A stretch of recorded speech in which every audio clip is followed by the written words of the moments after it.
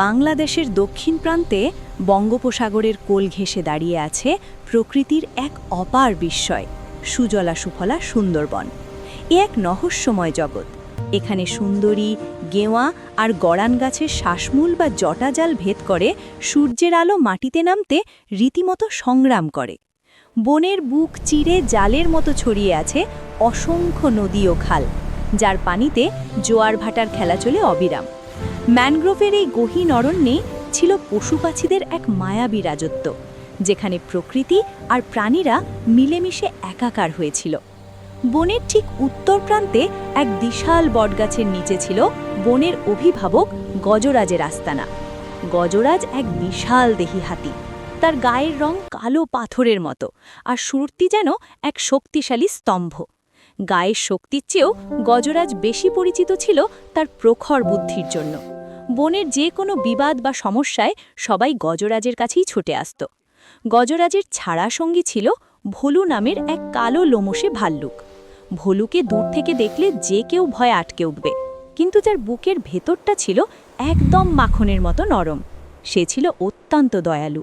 আর এই দলের তৃতীয় সদস্য অর্থাৎ মগজ ছিল ধূর্ত শিয়াল পণ্ডিত হুক্কাহুয়া। বনের কোন গর্তে সাপ থাকে, কোন গাছে সবচেয়ে মিষ্টি ফল পাওয়া যায়, তা হুক্কাহুয়ার নখদর্পণে। এই তিন বন্ধুর নেতৃত্বে সুন্দরবনের প্রাণীরা পরম সুখে শান্তিতে দিন কাটাচ্ছিল।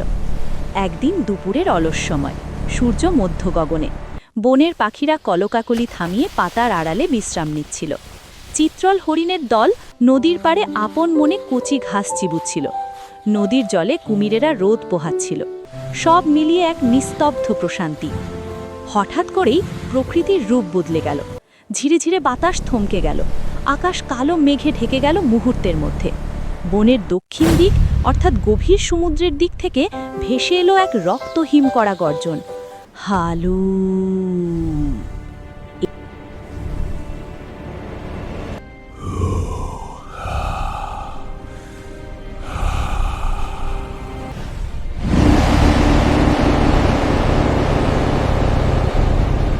এই গর্জন সুন্দরবনের পরিচিত কোনো রয়্যাল বেঙ্গল টাইগারের নয়। এই আওয়াজে ছিল না কোনো আভিজাত্য, ছিল কেবল হিংস্রতা আর নিষ্ঠুরতা। গর্জনের তীব্রতায় গাছের ডালে বসে থাকা পাখিরা ভয়ে ডানা ঝাপটে উঠল। বানরেরা একে অপরকে জড়িয়ে ধরল। ঝোপের আড়ালে লুকিয়ে পরিস্থিতি বোঝার জন্য উঁকি দিল শিয়াল পণ্ডিত। তার চোখ ছানা বড়া হয়ে গেল। সে দেখল বনের সীমান্তে দাঁড়িয়ে আছে এক বিশাল আকৃতির নতুন বাঘ। তার নাম কাল ভৈরব। ভিন দেশে জঙ্গল থেকে বিতাড়িত হয়ে সে এসেছে এই জঙ্গল দখল করতে।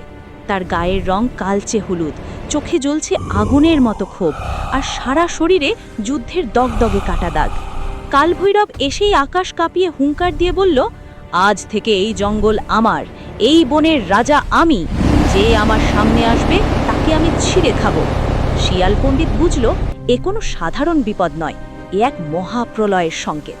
সে এক মুহূর্ত দেরি না করে ঝড়ের বেগে ছুটল গজরাজ আর ভোলুর ডেরার দিকে। বন্ধুরা, গল্পের এই টানটান উত্তেজনার মুহূর্তে ছোট্ট একটা অনুরোধ। তোমরা যারা এমন রোমাঞ্চকর কার্টুন আর গল্প দেখতে পছন্দ করো, তারা এক্ষুনি আমাদের চ্যানেল HF টুন BD সাবস্ক্রাইব করে নাও আর বেল আইকনটি বাজিয়ে দাও, যাতে পরের গল্পটা মিস না করো। চলো গল্পে ফিরে যাই। হাঁপাতে হাঁপাতে শিয়াল পণ্ডিত গজরাজের পায়ের কাছে লুটিয়ে পড়ল। তার কণ্ঠ ভয়ে কাঁপছে। সে বলল, গজদা, ভোলু ভাই, সর্বনাশ হয়ে গেছে। কাল ভৈরব নামে এক রাক্ষসে বাঘ আমাদের জঙ্গল দখল করতে এসেছে। তার চেহারা যেমন ভয়ঙ্কর, তার মেজাজ তার চেয়েও খারাপ। সে যাকে পাবে তাকেই শেষ করে দেবে। আমাদের এক্ষুনি কিছু একটা করতে হবে, নইলে সুন্দরবন ধ্বংস হয়ে যাবে। গজরাজ তার বিশাল সুরটি দুলিয়ে শান্ত কিন্তু গম্ভীর স্বরে বলল, শান্ত হও পণ্ডিত। ক্রোধ আর ভয় দিয়ে যুদ্ধ জয় করা যায় না, শক্তি দিয়ে নয়, বুদ্ধি দিয়ে এই মহাশত্রুকে হারাতে হবে। কাল ভৈরব শক্তিশালী হতে পারে, কিন্তু সে একা। আর আমরা সবাই এক।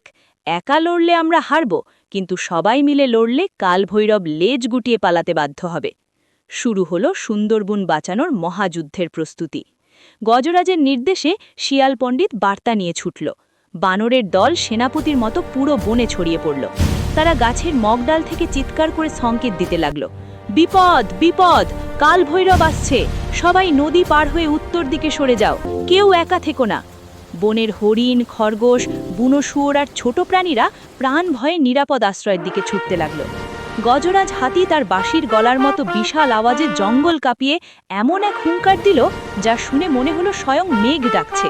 আর ভোলু ভাল্লুক তার বিশাল দেহ নিয়ে বাঘের আসার রাস্তার মুখে দাঁড়িয়ে রইল, যেন এক জীবন্ত পাহাড় পথ আগলে রয়েছে। বানরেরা প্রচুর পচা ফল, শক্ত ডাব আর মৌচাক সংগ্রহ করে গাছের ডালে ডালে ওত পেতে রইল। কিছুক্ষণের মধ্যেই শিকারের গন্ধে গন্ধে কালভৈরব সেই এলাকায় এসে পৌঁছল। তার জিভ দিয়ে লালা ঝরছিল। মনে মনে সে ভাবছিল আজ অনেক প্রাণী শিকার করবে, কিন্তু এসে সে অবাক। চারপাশ একদম জনমানবহীন, কোথাও কোনো প্রাণী নেই, আছে শুধু পিনপতন নীরবতা।